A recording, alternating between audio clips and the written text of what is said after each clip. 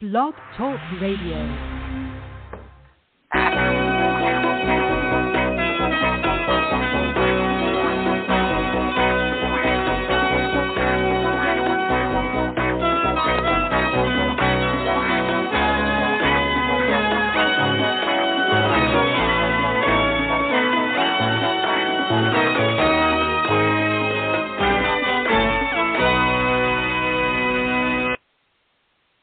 Welcome back to the 415. I'm Raina Starr. With me, as always, is my wonderful co-host, Starr Bustamonte. Say hello, Starr. Hello, Starr. The 415 represents our opinions and not those of the Wild Hunt or Dorothy Morrison or House of Black Cat Magic or anybody else that we associate with. There will be cursing and swearing and things of a serious nature, because that is how we roll on this show. We've missed you. I had a death in the family, so I apologize for missing out last month, but we are back. We are back. And the news is getting more interesting every friggin' day. So let's start off with the primary. What a shock. What a shock. I mean, really? Trump and Biden. We kind of knew this was going to happen. And I just want to say on a personal note, now that we have established who our candidates are, can we stop talking about age? Because at this point, it doesn't matter.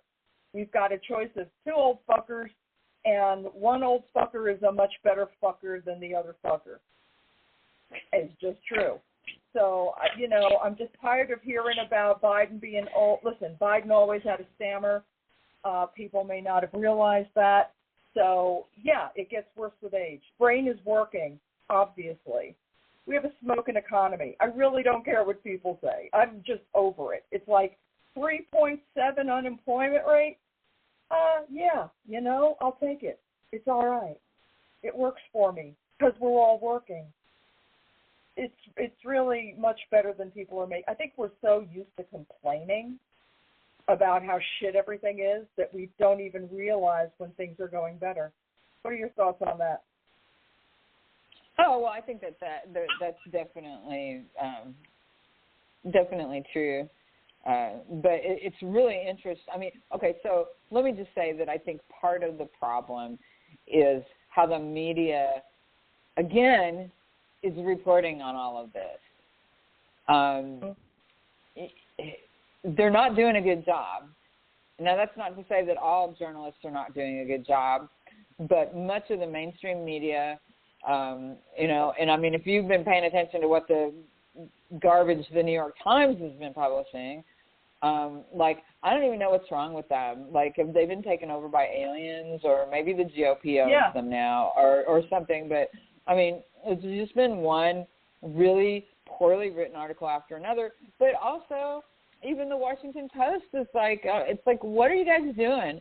So I don't know what they're doing, but they're not doing their jobs, in my opinion, because they're not even focusing on the issues, like the real issues.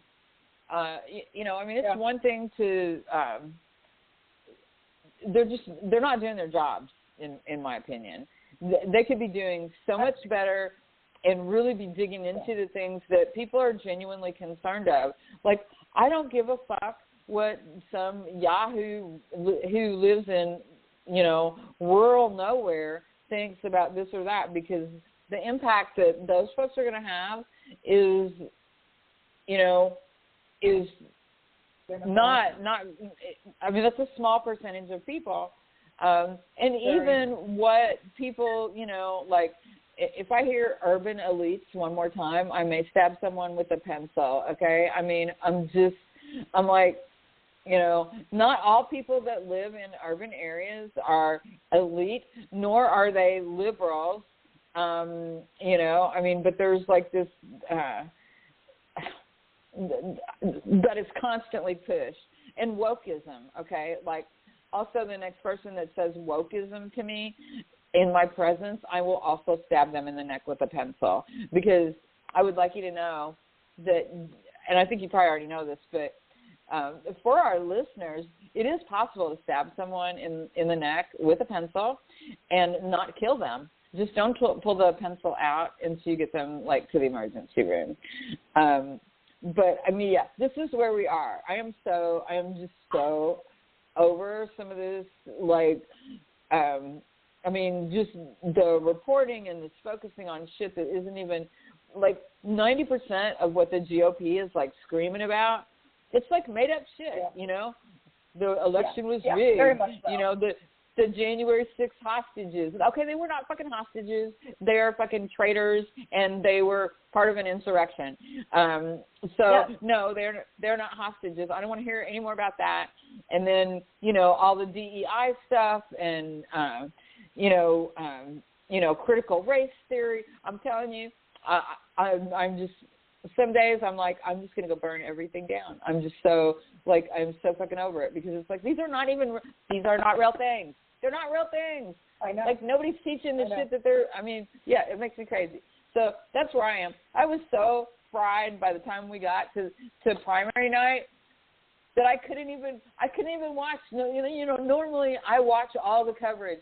I couldn't do it. I'm like, I cannot listen to Trump blather on. I couldn't do it. You know, I just couldn't do it. Me neither. It's way painful. And I think what's bothering me the most about what's happening is the mainstream media, because instead of doing actual reporting, which used to be a noble profession and something people aspire to uncover the truth, it is now devolved into something that is purely for money. For most of the larger outlets like the New York Times and the Washington Post and even MSNBC to a certain extent, it's clickbait. It's, you know, it's not about hard-hitting reporting anymore. Now it's about how do we keep the watcher watching longer. We have to do something sensational, and we have to give this, we have to keep everyone on the constant edge of their seat. And it's much easier to do that when you have negative things to say than positive things to say. When things are happy, everybody's like doing their shit. But if you can keep people unsettled and off kilter, you're going to have their attention longer. It's just a known fact. And I'm really disheartened by that. But as long as I'm saying that, I also want to mention that the Wild Hunt does not do that. The Wild Hunt is a pagan paper of record. You can trust it. There's real journalism happening. And we are running out of sources for real journalism. And it's getting fucking scary out there. So I would advise folks who are listening to read The Wild Hunt, subscribe to it, give it all your support, because we are running low. We're running low on reliable reporting. Thank you. Well, I will say that there are some exceptional outlets out there now. And granted, the Wild Hunt does a very good job on reporting on pagan news and news that impacts pagans. But overall, for all general news, I mean, the Wild Hunt really doesn't cover politics. That's just not, unless it's something that's majorly going to impact the pagan community. However, right. ProPublica has been, like, just kicking some ass this year. They've reported on Clarence Thomas. You can go onto ProPublica's website, and it's free. They're a nonprofit, and they do a shit ton of fundraising in order to do some of the best investigative reporting that I've seen in some time. And they really get into it. I mean, they are doing fantastic work, and there are outlets, but the stuff that you're seeing on if you're watching cable TV, if you're surfing the net, a lot of those, it's about money. I mean, it used to be that newspapers in particular were, and even TV stations, news was not expected to make money. It was considered a public service, and there wasn't a focus on it making money, and that has all changed. But also, when you lose newspapers the way we have lost newspapers in the last decade or two or so, that really impacts on a local level, because mortgage prices are higher, corruption is more prevalent, because there's nobody there. I mean, it's called the Fourth Estate for a reason, because it keeps good reporting and good journalism keeps government in check, and so without those local papers and local reporters, staying on top of things, then there's nobody keeping things in check at all, and it has widespread impacts. So I just wanted to interject that. So the Wild Hunt is absolutely is a great source of news for pagans, but it's not full spectrum, because covering politics and to cover all of the news is really, really expensive. Really expensive. Oh, yeah. Everything's all gone up. All right. So let's dig into this. The primary results. Ooh, buddy. Nikki Haley. Oh, girl. I know you were trying. You were trying. She was hanging. Let me tell you what. She was trying to hang in there. What, she win Vermont? By surprise? We were all kind of like, oh, go on, girl. Get you something. But, I mean, it was kind of obvious, was it not, that she wasn't going to pull out a victory over Trump. I mean, yeah, you got to have multiple voices out there, but we kind of saw the writing on the wall. You've got, there's like two camps of people. People who are Trumpers and people who are not. It's really that kind of simple. I mean, I know there's a large swath of independents who are like, well, we haven't made up our minds. How could you not at this point? You know exactly who's on which side. You know exactly what you're dealing with. We have no chance of recapturing Roe v. Wade if Trump gets back into office. We probably won't ever have another election if Trump gets into office. I mean, that's just my opinion, but it's possible. It is possible. What are your thoughts on all this? Well, on one hand, I hate that Trump is the GOP nominee. Of course. I hate it. Even at the remote chance that he might win, I hate it. By the same token, I don't think I didn't think Nikki Haley really had a chance. I mean,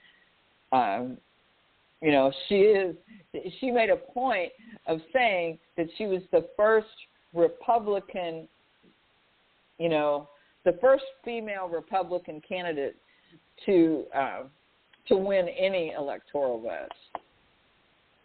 Yep. That's okay. So here it is. It's 2024. We still don't have. We still have not had a woman win the presidency in the United States. It's pretty fucking sad, in my opinion. But to think that I would have been shocked, even if Trump had not won, if Haley had managed to become the nominee, that would have been shocking. The party of no, the party of old white men. She had like a snowball's chance in hell of that. However, that being said, she still managed to beat him in D.C. and in Vermont. So there's a certain hilarity there. Yep. But and now have you seen there's this huge thing, Nikki Haley's supporters for Biden. Oh yeah. So, yeah. Oh wow. So they're like, they're all apparently never Trumpers, and they are just continually, at least what I saw the last couple of days, that they are continually pushing out, the message that, that Trump is awful. He's awful for America. He's awful, for the GOP, and so they're all like kind of amassing to like push for Biden, which is, like, I look at the news and I think, well, this can't get any weirder. And it just keeps getting weirder. So one of the other interesting things in exit polling on primary, on Super Tuesday, like 30-something% of Republicans, like in North Carolina, said that they would not vote for Trump if he ends up being the nominee. And then like 35% said that they would have issues, that they would not vote for him if he was convicted and remained the nominee, which I don't even know what that would look like, okay? So, like, I don't know that we've ever had, a candidate that was convicted of crimes that continued to run for office. I mean, I don't know, which is, I don't know what the legality of that is. Like, where, like, surely somebody who's been convicted of a felony would not be allowed. Shouldn't be running.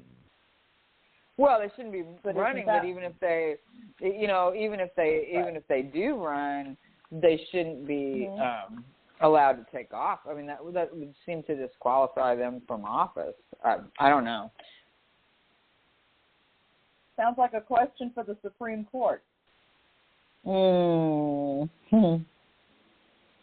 Yeah, which is why I think that, they're pushing this decision into April to decide whether or not Trump is, if he has presidential immunity when he's committed crimes in office. How is that even a thing? We've twisted this so hard and so far as a country that it doesn't even make sense anymore. Used to be someone who did questionable shit. I mean, people freaked out because Clinton got a blowjob. He didn't orchestrate an insurrection. So how are these two things even equivalent? They're not equal in any measure in the world. I got nothing. I got nothing. I mean, like, come on. Wasn't it John Edwards that got a $400 haircut? And, like, people were so angry about that. And, that he shouldn't be, I mean, that was like a major scandal. A 400, little did they know where that would all go with Edwards, because that got ugly quick. But I mean, normally, cheating on your spouse, saying things like grab them by the pussy, those would just be automatically disqualifiers for especially within the Republican Party. So I mean, it's absolutely bizarre that that Trump is, like, continues to have, like, the amount of support that he does. So I got nothing. I got absolutely nothing. I don't know why. I mean, I think it's bizarre in a way that, I can't explain. People are nuts. What can I say? They're crazy. It astounds me that the party of Jesus, allegedly, at least that's how they tout themselves, are into pussy grabbing. I had no idea. I thought that was a problem for them. I thought cursing was a problem for them. I thought pussies were a problem for them. Certainly grabbing them, certainly cheating on your spouse was a problem for them. Apparently none of this matters. All you have to do, and I've said this for decades, all you have to do is proclaim that God is in your corner, and that's it. Everybody falls at your feet, drops their drawers. It's unbelievable. The Democrats, and I'm one of them, we fucking need to co-opt God, whichever ones we want, because apparently it doesn't fucking matter. It's amazing. Oh, no. We're the party that says no. You should have freedom of religion. We're the party that says no. Nobody should judge you for believing something different from somebody else. Nobody judges you for, loving who you love or being who you are. Apparently, that's a big problem. I don't know. I mean, I'm a Democrat because I believe in democratic values.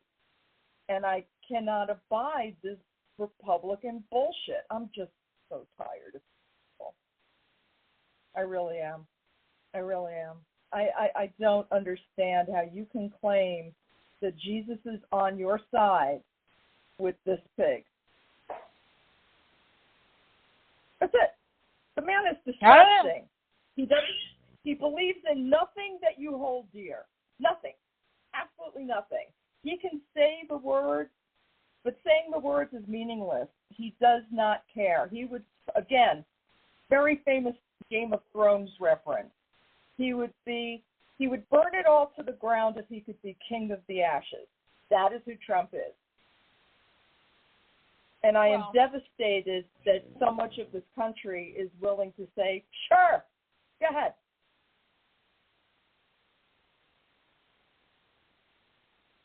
Like I said, I got nothing. I can't wrap my head around first of all the selfishness of all of that. But I do think that, Trump is a showman, and yep. that, and but you listen to these stories that he tells, and first of all, it's the same fucking story, like, just with different players, like, every time. I don't care what it is, it's the same story over and over again. But that people are so, I hear people on the news, like, like he's doing these rallies, and they're like, well, I just think we're better off. None of it is based in fact. None of it. People are like, oh, well, we were better off under Trump. And I think it was Stefanik, Elise Stefanik, that said, just like either this morning or yesterday morning, that, look how much better off we were in 2020. Like they forgot. Did they forget? Like, and then so Aaron Rupar was like, just in case you're wondering, and then he goes and he posts like a bunch of his own coverage from 2020, which is like some of the asinine shit that Trump said when he was doing, remember when he was doing his daily press conferences during the pandemic? Yeah.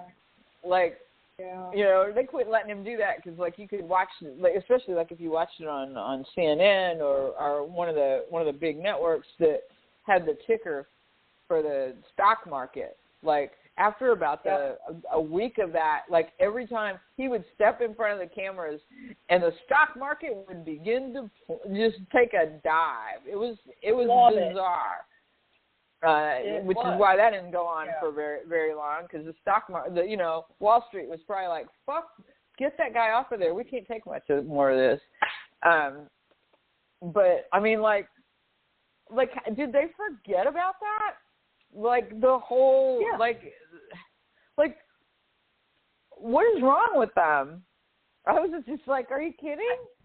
I don't know, because when I ask these people, about, tell me what Trump's great accomplishments were. Why were we better off when he was president? They have no reason, literally no reason, unless they say something racist or homophobic or anti-women.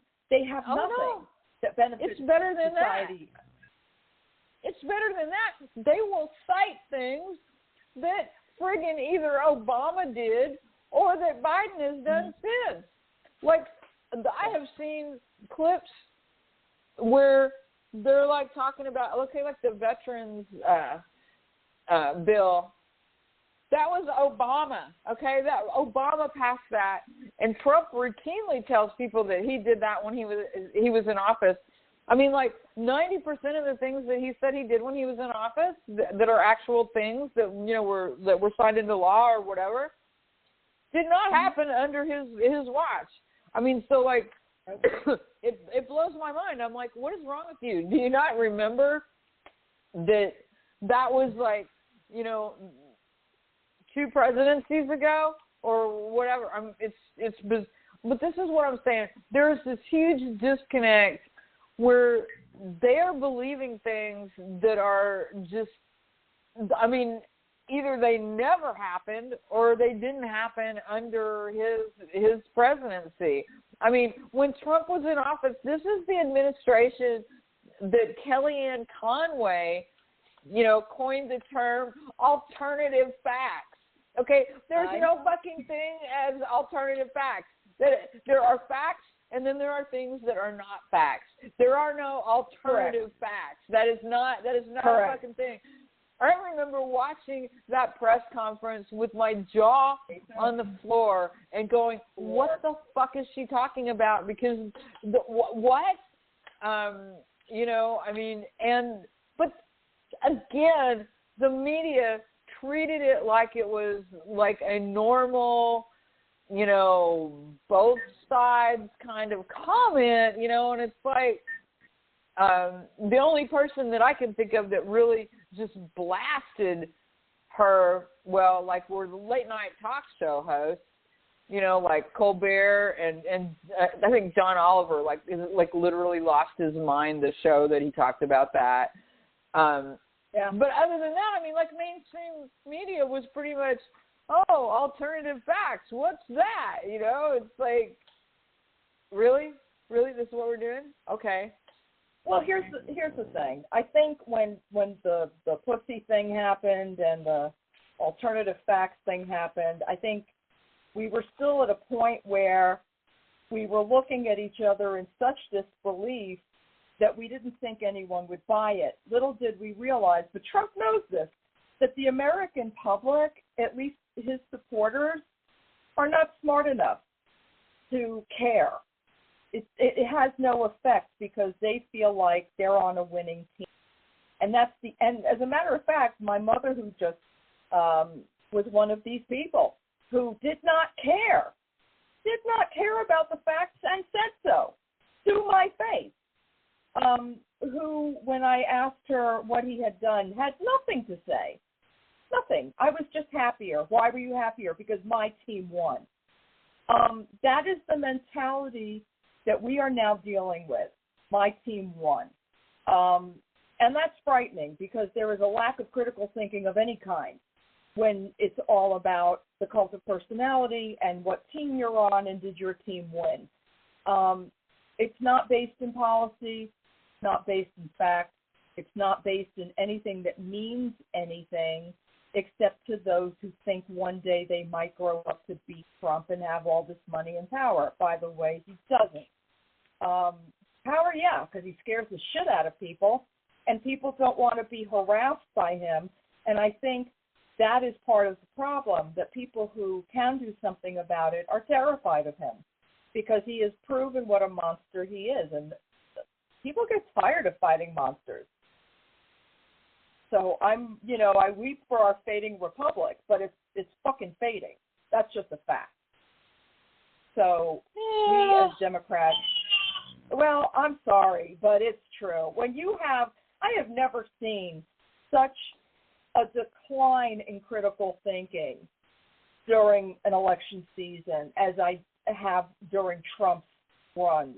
And this whole Biden's too old shit, I'm over it. I'm over it because Trump isn't that much younger. And Trump, he sounds like he knows what he's saying, but if you listen to the actual words, there aren't actual words happening, and no one seems to care. Have you listened to his speech lately? It's gotten much, much worse. But see, okay, so I disagree with you because the thing that I see is, first of all, with the rolling back of Dobbs, there are a number of women and men, but largely women, who they might not have been paying attention before, but they're fucking paying attention now. And, I would like to just point out there are more women than there are men. And I think that as much as Republicans would like this to be about some crazy border nonsense or immigration stuff or, or Hunter Biden's laptop, whatever, it's not going to be about that. And Democrats have done a pretty good job of keeping the abortion issue front and center. So I'm more optimistic than you are. Yeah, you are. But I do think that this race should be nowhere near as close as it is even now. It should not be anywhere near this close.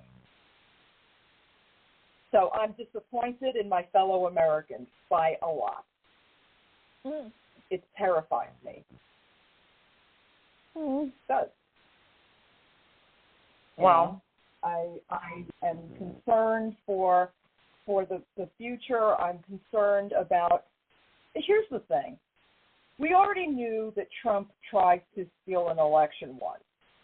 If you don't think he's going to have more things in place this time, I don't know what to tell you. Oh, well, and I'm not saying that at all.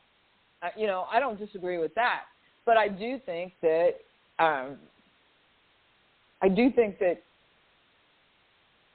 we know what to expect going in.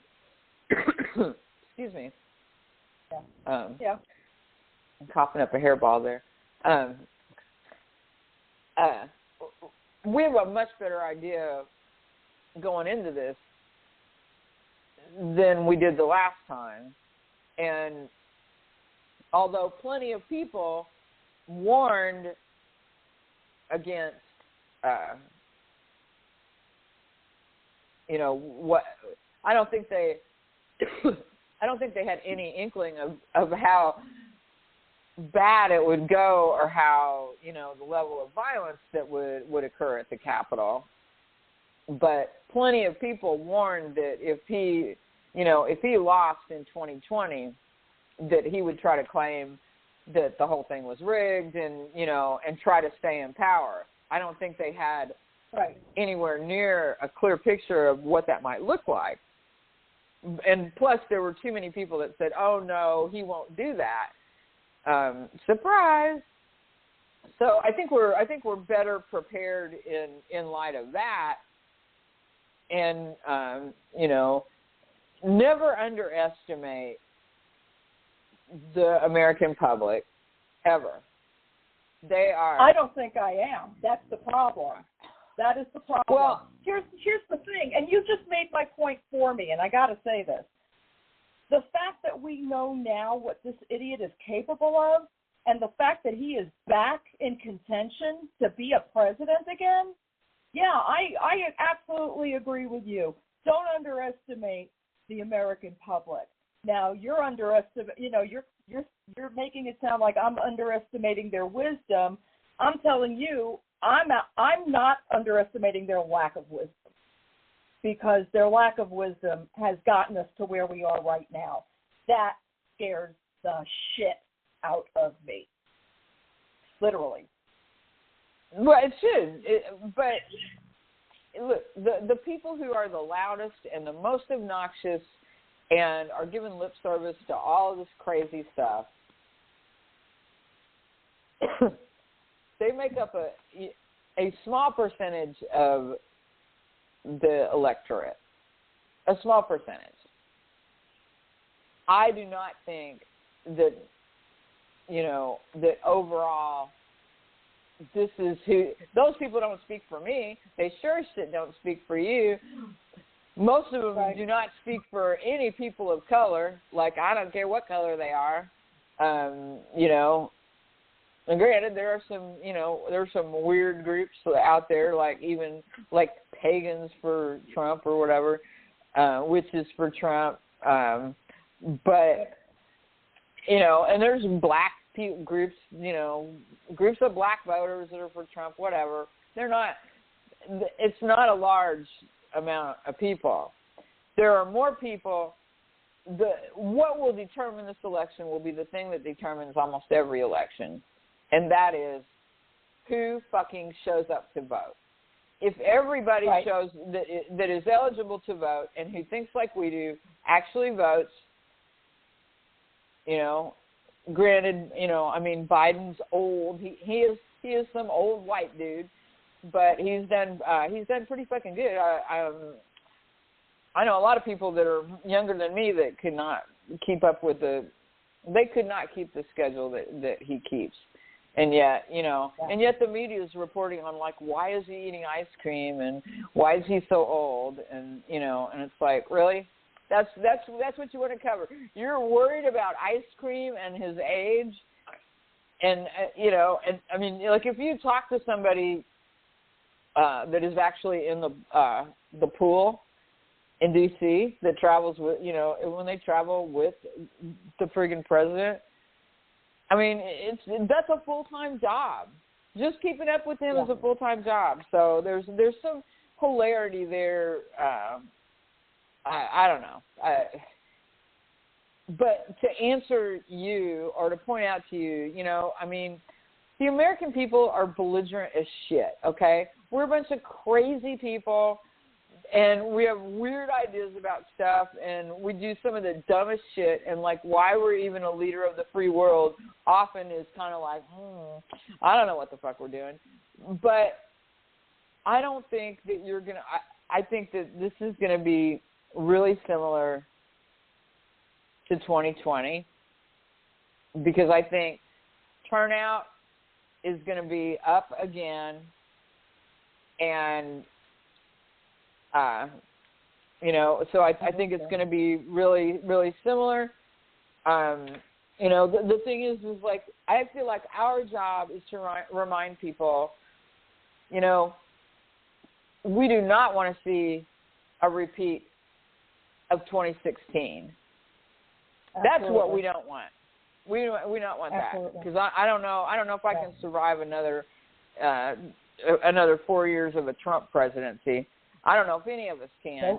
And granted, this election cycle is going to be a lot more complicated.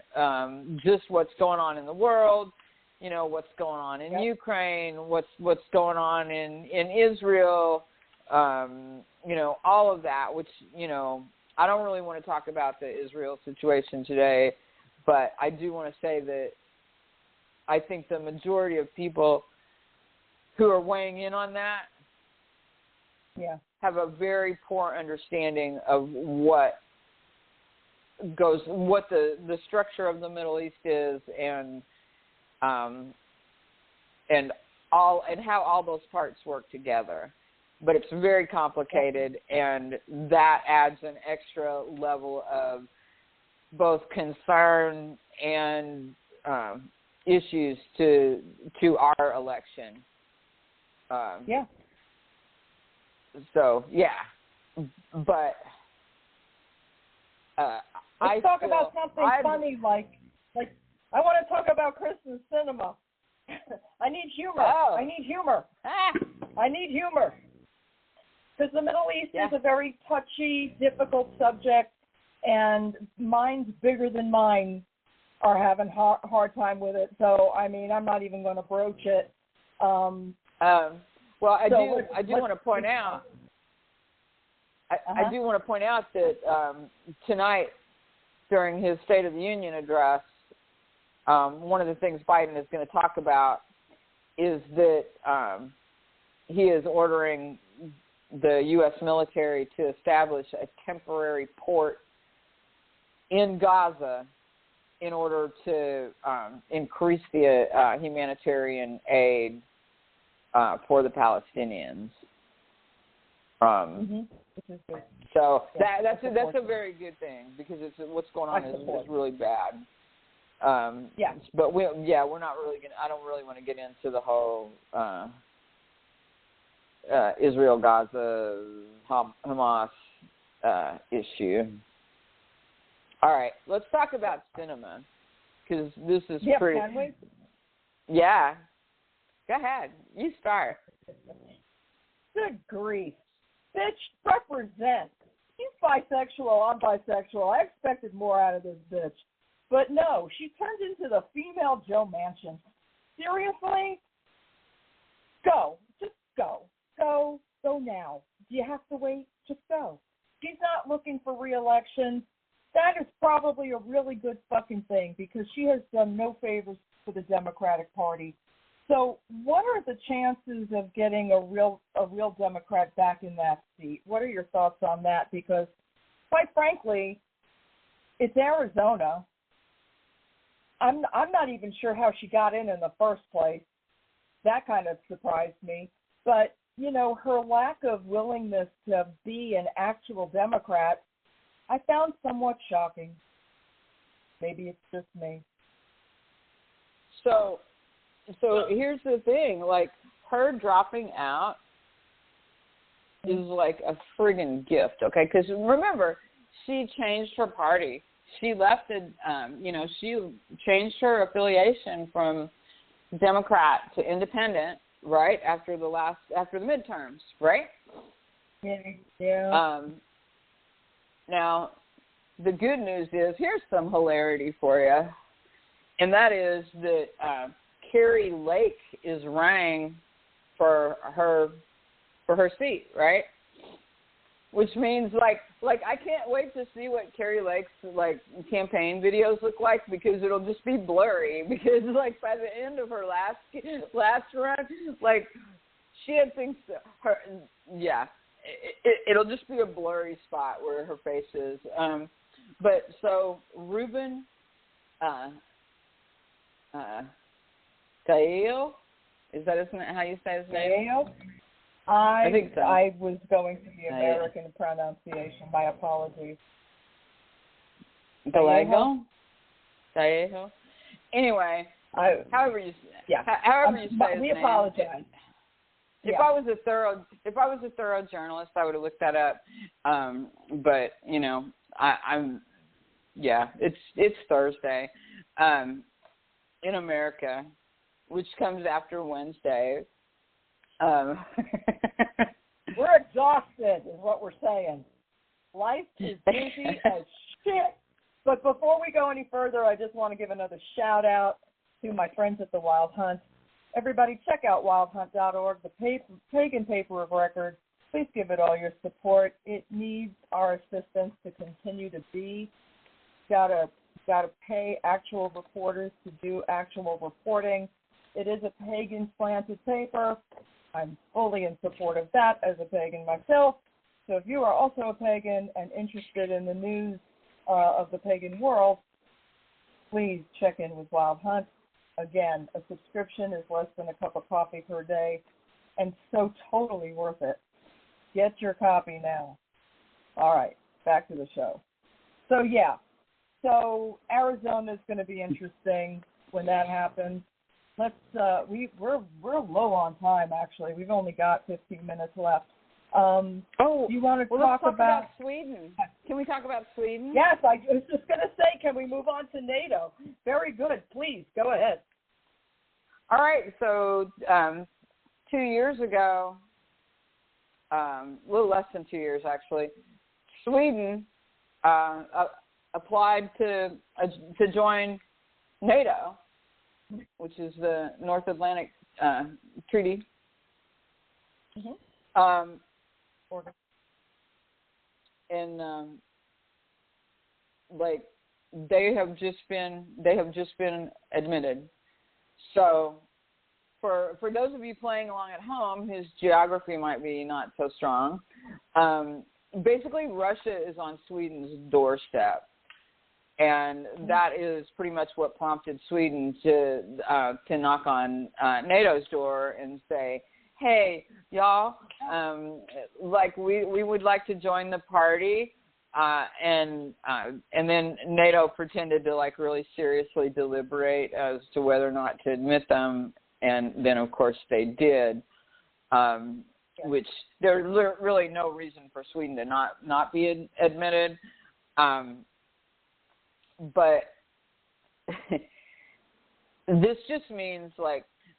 So just to be clear how NATO works is that there are member countries, and if one country that's a member of NATO is attacked, then all of the other countries, then it's like attacking all of them at once. Yes.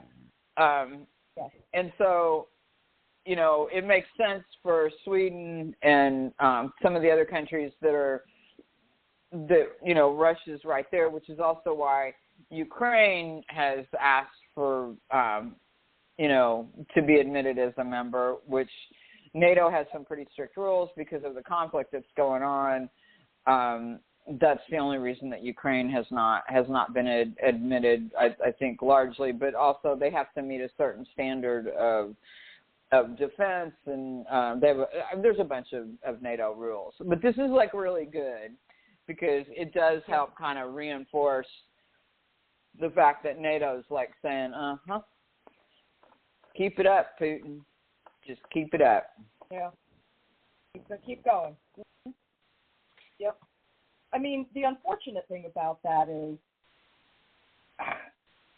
as long as Putin is still around, there will always be, in my opinion only, the potential for a third world war. Because I think, over the years you hear all these different things. Putin is sick, or Putin is tired, or Putin is this, or Putin is that. And it always sets me on edge, and I'm sure because of the mainstream media, that's what it's supposed to do. Because as we discussed earlier, the news is no longer about reporting. It's actually become more about money. But anyway, so, there's got to come a point where Putin can be stopped. Now, obviously, for countries that are admitted into NATO, the stronger NATO becomes, yada, yada, yada. I don't know. I get concerned because when these folks get older and they have these certain visions of the world, I wonder if, again, we're going to have a situation where he'll burn it to the ground if he can be king of the ashes. I just don't know. And that scares me. And it should scare you. I want to be really clear. I mean, it should scare you. And the problem, so when you have people like Putin and you have, people like Trump, who's kind of like Putin's handmaiden, at this point, and the Viktor Orbáns, and, there has definitely been a rise in authoritarianism and fascism around the globe. Okay, this is not me blowing smoke up your skirt. This is actual fact. There's been a decline in democracy and a rise in authoritarianism and fascism. And so every time one of those, authoritarians makes an advance, it encourages the rest of them. And so, which is why, aid to Ukraine is so important, because, all of the NATO countries recognize that, Putin cannot be allowed to take Ukraine, because if he takes Ukraine, he ain't stopping there. And they all know this. Right.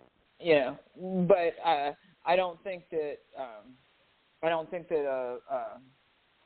a lot of Americans, they don't have I think a lot of Americans do not have a good understanding of, of world politics, or, and especially not how these different economies and how, like, the EU or even how NATO works, because Trump, says nutty stuff like, well, we're going to make them pay their share. And it's like, okay, that's not how it works. I mean, he doesn't even understand how tariffs work, which, to be fair, the average American probably doesn't either, because the average American isn't president. So, yeah, I mean, I'm willing to get straight there. The president should know. And don't let me forget, before we end this, we have to talk about the nutty lieutenant governor of North Carolina. But that's how I'd like to end today. But okay. Yeah. but to get back to the, as far as NATO and all of that, I mean, I think that what the Republicans have done by preventing aid going to Ukraine is criminal, because they're also I mean, it's just ridiculous. It's ridiculous, and it's criminal. And if Ukraine loses, it will be the fault of the Republicans. But they don't really care. Republicans don't care. A couple million people die. It's no skin off of their nose. They don't care. But then again, they don't care. I mean, they don't want women to vote. They want women to have babies that they don't want to have. I'm going to go down the rabbit hole. I should shut up. But speaking of down the rabbit hole and crazy, I'm so sad to say that here in North Carolina, which Raina and I both live in North Carolina, yes, we do. And we've got the worst lieutenant governor, who is also now the GOP nominee to be governor of the state. If you think, what was the guy's name that was governor before Cooper? He was a big, one of the big tobacco guys. Oh, what's his name? Pat McCrory. McCrory, yeah. Okay, so if you think McCrory was goofy, and he was a little goofy, but at least he had some idea of what he was doing. Mark Robinson, who is our lieutenant governor at the moment and is running for governor, this dude is a whack job, and not in a good, fun way. He is he has been, so since he's gotten the nominee for the GOP for the election of governor, video of him has surfaced where he is saying that women should not have the right to vote, that is something that in his opinion should be rolled back. They should have never allowed women to vote. He also has said that, that Hitler had the right idea, but also that it's all fake, that there weren't millions of Jews murdered at the hands of Hitler's troops. What else? What else has he said? Because there's a bunch. Every time I see it, I see clips, I'm just like, yikes. Well, Yeah, he really wants. I believe that part of his thought process goes back as far as unintegrating schools. He really steps on the pedal that leads us back into the 50s and 40s, and that's terrifying. We should mention he's black. He's also black. I know. I don't understand his position. I don't understand. I mean, obviously, he's a Trump supporter in the worst possible kind of way. I can't. I just can't. And I love my state. I'm not a native North Carolinian, but I love it here. I have a lot of wonderful friends. I live in a very, very liberal area in the state. I just can't. I can't bear it. I just can't bear it. Roy Cooper. There is no such thing as a politician who doesn't have a serious issue or struggle. But this guy running, yeah, it's different. He's different. He's just different. I'm just saying, he's just different. He's a whack job. He's a whack kind of guy. I mean, like he literally said, I want to go back to the America where women couldn't vote. Okay, so we're talking. In order for that to happen, we would have to go back to 1919. Okay, you know who else? You know what hadn't been passed yet? The fucking civil rights. Yeah. Like what is this? Is a black man who says I want to go back to 1919. What the fuck is wrong with him? Like, in what world does he think that? How is? Yeah, no. As you can see, I'm getting a little too excited here because I'm just like I cannot wrap my brain around any person of color. Like, what does he think they're going to make an exception for him? Like. What the hell? Explain it. Help me. Yeah. Help me understand, because I can't. I don't understand. I wish I could understand, which is why my faith in the American public is where it is. I believe in the folks that want democracy to continue. I believe in the folks that want everyone to be able to live the life they choose. My concern is what the other side is willing to do to make sure that doesn't happen, and what they could potentially get away with.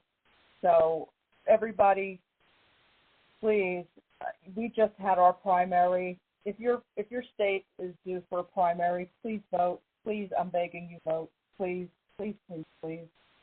It's important that your voice will be heard. Just because we know who the nominees are, you can't sit it out. You just can't. We cannot sit out any election ever again for the rest of our lives.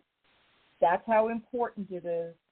Vote to be an American, to hold up the American ideals of freedom and liberty and the right to choose your path in this world, the right to choose who you love, the right to have children or not have children, the right to marry, the right to do everything that we have taken apparently for granted for so long that we are losing pieces of it at a time, and we certainly will lose more if there is another Trump presidency. So I beg you to please, please do not sit out any possible election. Get to the polls. Make your voices heard on primary day. Certainly the general election. Any elections, dog catcher elections are important because this is how people get in.